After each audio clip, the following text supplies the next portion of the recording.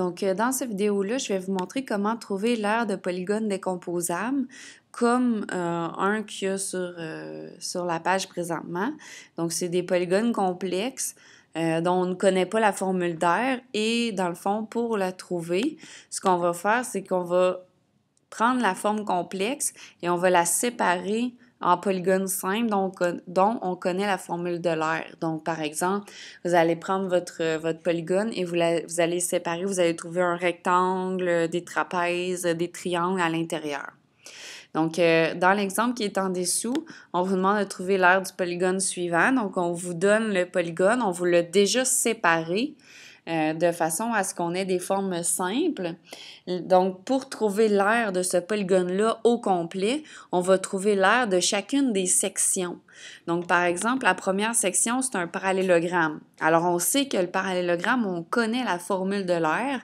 Alors, on va être capable de trouver l'aire de cette partie-là au moins.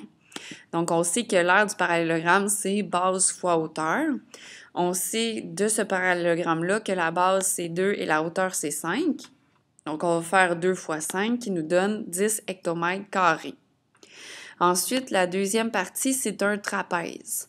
On sait que l'aire du trapèze, c'est hauteur fois grande base plus petite base divisé par 2. Dans notre formule, on va remplacer ce qu'on connaît.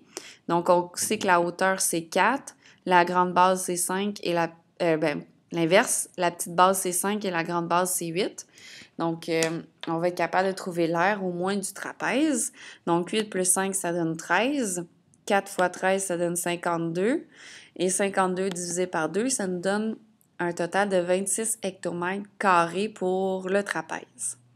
Il nous reste une dernière partie, donc la troisième partie, c'est le triangle. On sait que l'aire du triangle, c'est base fois hauteur divisé par 2. On sait que la base mesure 6,08 et la hauteur, c'est 2,2. Donc, on va multiplier ça ensemble. Donc, n'oubliez pas de mettre un point au lieu d'un X pour la multiplication. Donc, je vous rappelle que moi, sur l'ordinateur, je ne suis pas capable de mettre de points.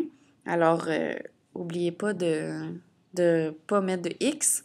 Alors, 6,08 fois 2,2, ça donne 13,376. Et si on divise par 2, ça nous donne une aire de 6,69 hectomètres carrés pour le triangle. Maintenant, pour trouver l'aire totale du polygone complexe qu'on avait au départ, alors ce qu'on va faire, c'est qu'on va additionner l'aire des trois parties. Alors 10 plus 26 plus 6,69, ça nous donne une aire totale de 42,69 hectomètres carrés pour le polygone décomposable qu'on avait au départ.